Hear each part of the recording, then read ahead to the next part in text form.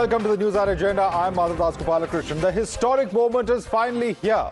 After 9 long months in space, Sunita Williams and Butch, Wilmore, space heroes, are finally going to return to Earth. It's a 17-hour journey from space, and they will be landing on Earth in just a few hours from now. While there's been a lot of uncertainties and anxieties, but it's all said to be a thing of the past, because now the descent to Earth is underway and is in its final stages. People across the world are waiting for Sunita's safe return. Prime Minister Modi has also written a letter to Sunita Williams, calling her India's Beti.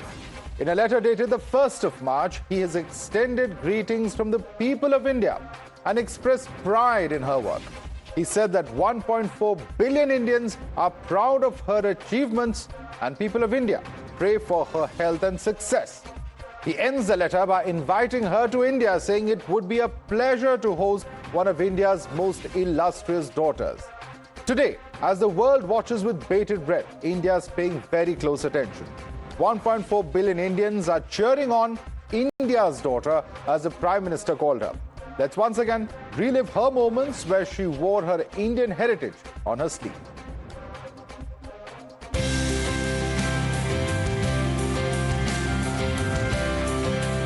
Born in the US, but India is in her DNA.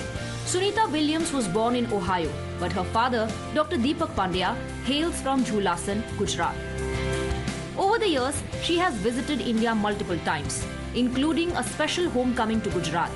In 2007, she was honored in India and celebrated as a true daughter of the soil. It wasn't just science and research. Sunita's space journey was also about faith, about tradition, about a heritage that refuses to be bound by gravity. She carried Bhagavad Gita and a statue of Lord Ganesha with her to give her strength and resilience. In her earlier space missions, she had even packed her favorite Indian snack, the good old spicy samosa. Not just that, Sunita Williams once honored her father's roots by celebrating Diwali in space. This year, I have the unique opportunity to celebrate Diwali from 260 miles above the Earth on the ISS. On this day, I specifically think about my father, who immigrated to the U.S. from India. He kept and shared his cultural roots by teaching us about Diwali and other Indian festivals. Indian food, you can never get enough of Indian food. I was so excited to come here to know that I would be eating Indian food, so I had to make sure I had samosas in space with me. Other types of Indian food we definitely had up there as well. And you know, in regards to Bhagavad Gita, and this last time I brought a small copy interpretation of Upanishad with me. From the fields of Gujarat to a space lab floating above Earth, farming is her passion. During her extended space stay, this wasn't just an experiment. It was a reminder that food sustains life wherever we go. Sunita Williams experimented with growing fresh food in space. She grew lettuces, radishes, and mustard greens all in zero gravity. Many believe Indian influence could have been a factor behind her experiments, because Bharat is the land of farmers, a country where agriculture is the backbone of its economy.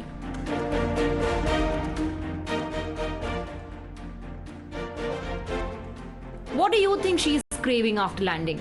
Freshly made samosas or her favorite desi fish curry?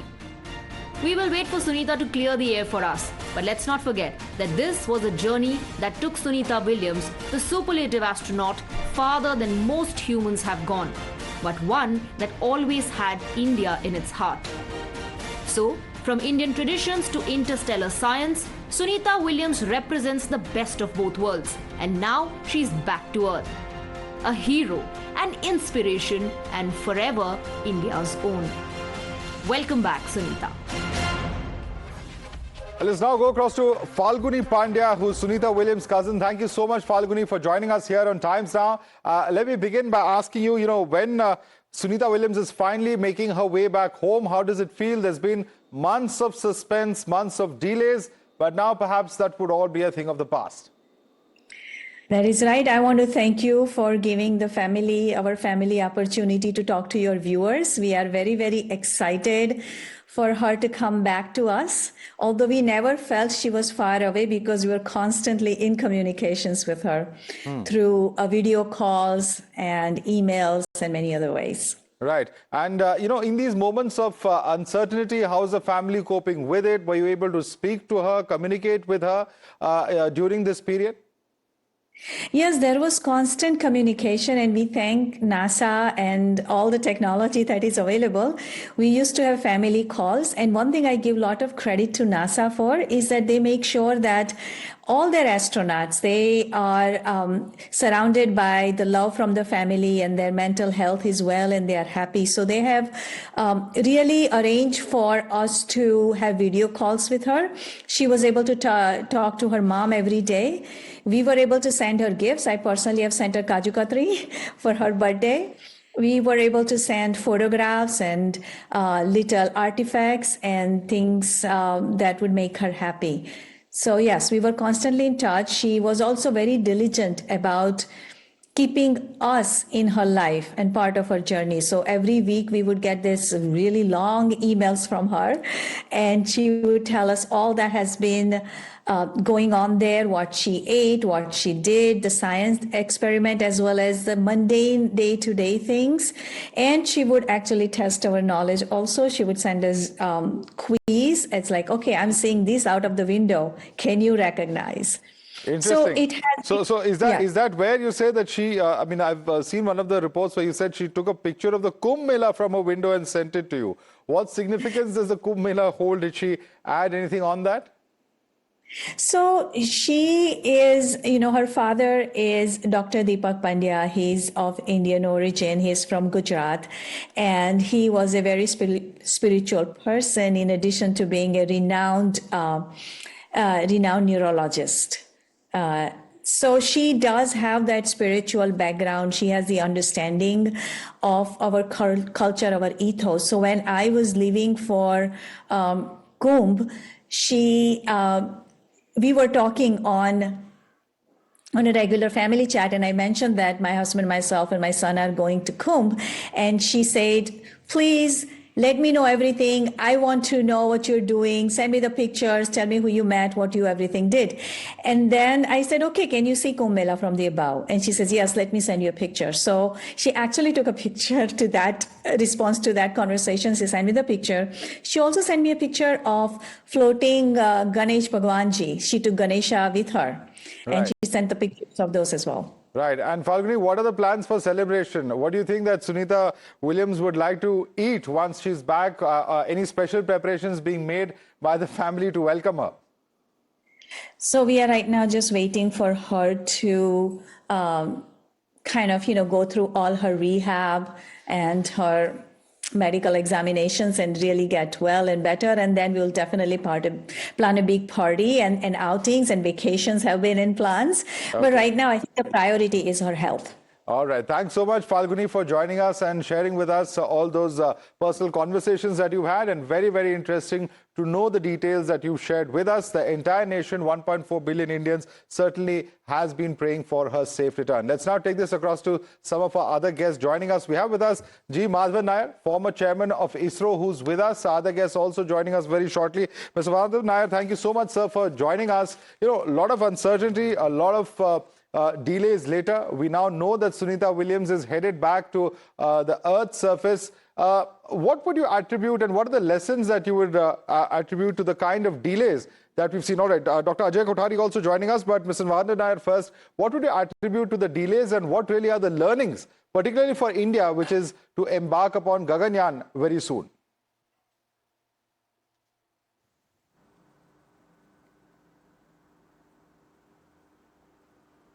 Hello, I couldn't listen to your question because the audio is very weak. Okay, let me repeat that. Madhav Nair, the kind of delays that we've seen as far as Sunita Williams' return is concerned, given that India is also planning a manned mission, what really, according to you, are the lessons to be learned in terms of safety of astronauts, perhaps for future missions? There are even long-term missions planned for Mars, etc. What are the lessons to be learned from this entire episode, according to you, Mr. Madhav Nair? Thank you very much. First of all, let's all wait for the safe landing of Ms. Sunita Williams soon. And of course, NASA has done everything possible to implement the corrective action in the Dragon spacecraft. And I'm sure it will be a successful mission. And our Indian origin astronaut, Ms. Sunita Williams, will be back on air soon. Right. Ajay Kothari, Now, as far as India is concerned, please go ahead. we have made your voice is very faint. If you can increase your volume from that side, it will be better. All right, I'll just ask my team to do that. Go ahead, Mr. Nair. Now, please. as far as India is okay. Now, as far as the Indian program is concerned, we have taken initiative to get into this arena of space travel way back in the early 2000.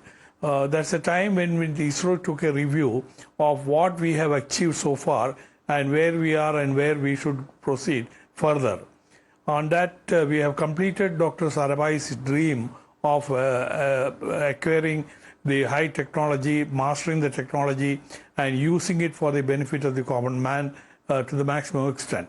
Those program being completed, what next was the challenge before ISRO, and ISRO has drawn up a program to have a capsule which can carry 3 astronauts to space and back. And of course, that's the only area where we were lagging behind compared to China or the European countries and the USA. So naturally, we must have the master this technology for various reasons, not only for self-reliant capacity in accessing space, but also for various defense applications as well. So from that point of view, the program was initiated way back in the early 2000, and today it is in full swing. Okay. I'm really happy to say that India is really well set to have a launch within maybe a year or two with our own astronaut in our own vehicle. Well, we'll certainly be hoping and praying for those astronauts as well. But Dr. Ajay Kothari, if I can come to you, sir, travel during these space flights, it has huge amount of physiological impact. There is space height, chicken legs, puffy head, impact on the immune system, cardiological system, all sorts of impacts that it has. But the good thing is that all of this is reversible once they touch down on Earth. How long a process is this typically in your view? Well, it depends on what part we're talking about. There is also a possibility of damage or some problem with the retina and the eye problem, etc. What the doctors have told me is that most of them are reversible. And, they may take a few months to several months for that to happen. So I don't really consider that as a big problem at this point in time.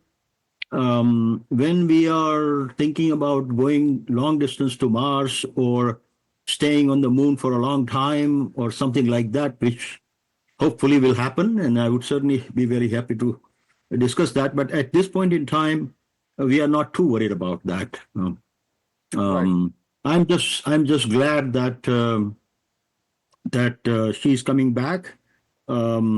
It just so happens that the place that I come from, called Palanpur in Gujarat, is just like 50 miles from Julasan that she comes from. I mean, her parents come from, Dr. Deepak Pandya, and also, of course, Prime Minister Modi. But, it's just very possible that these things will be taken care of not too far in future. And she's, reasonably, she's a healthy person. And so, she obviously, that she did triathlon in space. So she's, quite strong person. I met her many years ago.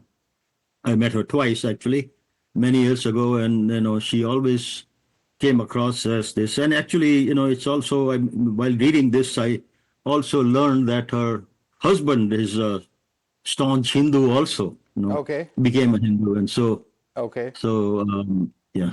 Yeah, All sorry. right, that's an Go ahead. interesting piece of information. But, Mr. Madhav Nair, I'd like to actually take you across to what all she has achieved. She's actually got the record for the second highest cumulative spacewalk in terms of time by a female astronaut. And that's quite something, because it's not the first time she's out there in space, certainly been perhaps one of the longer missions. But that is quite an achievement, isn't it? The very fact that through her various visits, she's managed to accumulate that record of perhaps the second highest amount of spacewalks that she's done, number of experiments that she's been part of.